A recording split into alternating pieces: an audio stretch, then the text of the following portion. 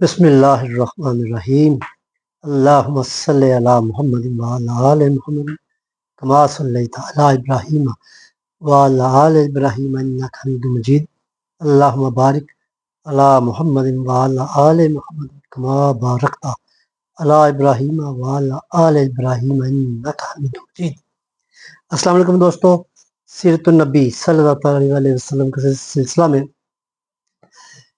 हम इस मुकाम पे पहुंचे थे कि नबी अकरम सल्लल्लाहु अलैहि वसल्लम ने सफ़ा पहाड़ी पे खड़े होकर पूरे जो खित्ताए मक्का और मुकरमा था उसके तमाम कबाइल को वहाँ पे जमा करके दावत तौहीद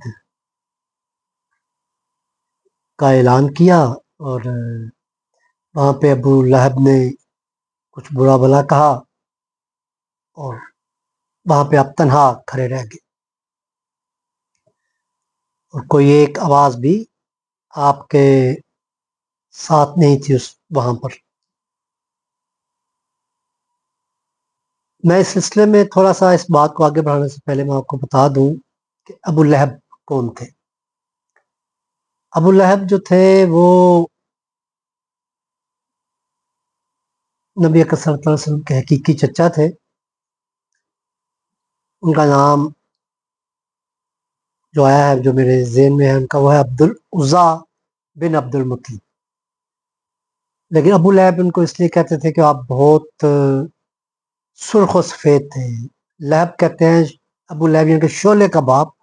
जैसे शोले के अंदर वो एक सुर्खी है, वो खूबसूरती सी आप नज़र आती है। जैसे हम लोग भी घरों में वो अ, कुछ बल्ब बिस्ता के आगे हुए कि जो शोले की तरह दिखाई देते हैं, आप खूबसूरती के लिए घरों में भी लगाते हैं। तो वो अबू लहब को इसलिए कहा जाता था कि वो शोले की तरह दहकता होता था और उसके रुखसार और चेहरा जो था वो कुछ अमीर था, पोशाक अच्छी पहनता था और वो मतलब अच्छा अपने आप को रख रखाव का भी बड़ा होता, थोड़ा सा बखील भी था। मतलब कंजूस कह लें, बखील कह लें, वो भी था। ये उसकी आदत में थी। लेकिन उसकी एक चीज़ थी कि जिस वक्त नबी अकरम सल्लल्लाहु अलैहि वसल्लम अभी पैदा हुए हैं तो उनकी जो कनीज थी अबू लहब की, सोबिया नाम था, जो अवलीन दूध पिलाने वालों में भी शामिल थी। जिसने नबी अकरम सल्लल्लाहु अलैहि वसल्लम को दूध पिलाया था, उसमें वो सोबिया का भी नाम आता है। तो सोबिया ने जब ये सुना था कि नबी अकरम सल्लल्लाहु अलैहि वसल्लम की पैदाइश का, तो वो भागती भागती अबू लहब के पास गई और बताया कि आपके भाई के घर बेटा हुआ है। अबू लहब को ये सुनकर बहुत खुशी हुई और इस खुशी में उसने जो सोबिया कनीज थी, उनकी लौंडी थी या जो भी उसको कहते हैं, उसको उसने आज़ाद कर दिया। मतलब ये वो अपने आप को खानदान का ज़ाहिर है बड़ा भी था और अमीर भी था, तो उसने उस खुशी के मौके पर ये मतलब आज़ादी दी सोबिया को, जिसने खबर उस तक पहुंचाई। बहरहाल दिन गुजरते गए, नबी अकरम सल्लल्लाहु अलैहि वसल्लम अभी नबूवत का ऐलान नहीं किया था। आपके ज़ख्ती शादी भी हो गई, बच्चे हुए। वो जो थे नबी अकरम सल्लल्लाहु अलैहि वसल्लम की दो बेटियां, उनको उनका निकाह अबू लहब के दो बेटे अतबा और अतीबा, ये दो नाम आते हैं, इनके साथ उनके निकाह हो गए। रुख्सती नहीं हुई थी, अभी निकाह हुए थे। तो आप सल्लल्लाहु अलैहि वसल्लम को हुक्म हो गया नबूवत के ऐलान का। और नबी अकरम सल्लल्लाहु अलैहि वसल्लम ने उस सफ़ा पहाड़ी पर चढ़ के जब ये ऐलान फरमाया, तो अबू लहब का रवैया जो था, वो जो दोस्ताना था, मोहब्बत वाला था, मुरब्बी वाला था, वो जो था एकदम मुखालफत में हो गया। नबी अकरम सल्लल्लाहु अलैहि वसल्लम अब उस पहाड़ पे खड़े अकेले, یہ محسوس کر رہے تھے کہ یہ دور جو ہے بڑا مشکل کا شروع ہونے والا ہے۔ بہرحال آپ نے اگلی اسٹریٹجی یہ اپنائی کہ انہوں نے کہا کہ سوچا کہ پہلے اپنے خاندان والے جو قریبی ہیں، کزنز ہیں، بچے ہیں، بھتیجے ہیں، ماموں ہیں، چچا ہیں، ان کو دعوت دی جائے۔ نبی صلی اللہ علیہ وسلم نے اپنے گھر میں کوئی 40 بندے جو تھے قریبی، ان کے کھانے کا اہتمام کیا۔ ابو لہب کو بھی بلایا کیونکہ وہ بھی ساتھ ہی رہتے تھے، ہمسائے بھی تھے۔ تو جب وہ آئے، سب نے کھانا کھایا۔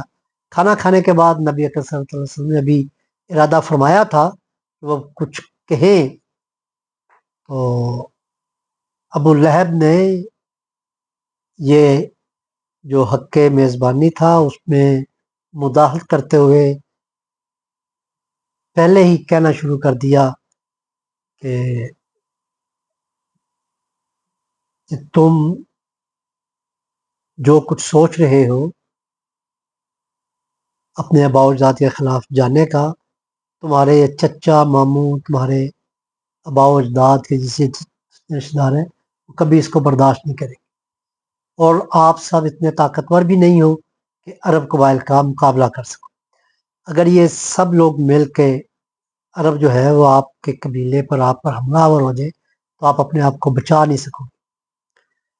اور دوسری بات یہ تھی کہ وہ خود ابو لہب جو تھا بڑے غصے میں، دھمکی میں، لہجے میں کہہ رہا تھا کہ یہ چاہیے تمہارے عزیزوں کو کہ تمہیں قید میں کر دیں، یا ہمارے لیے سب سے بہتر یہی ہے کہ ہم تمہیں قید میں کر دیں اس وقت تک جب تک کہ تمہاری یہ بیماری ٹھیک نہیں ہو جاتی۔ وہ سمجھتا تھا کہ نبی کریم صلی اللہ علیہ وسلم کو یہ کوئی بیماری کی وجہ سے ایسا کر رہے ہیں اور وہ اپنے باوجداد کے دین کے خلاف جا رہے ہیں۔ تو انہوں نے کہا کہ بہتر ہے کہ ہم تمہارے ٹھیک ہونے تک تمہیں قید میں ڈال دیں، بنسبت اس کے کہ ہمیں جو دوسرے قبائل ہے وہ اگر تمہیں نقصان پہنچائیں گے تو وہ ایک بڑی مصیبت ہوگی، تو تمہارے ٹھیک ہونے تک ہم تمہیں قید میں رکھنا پسند کریں گے۔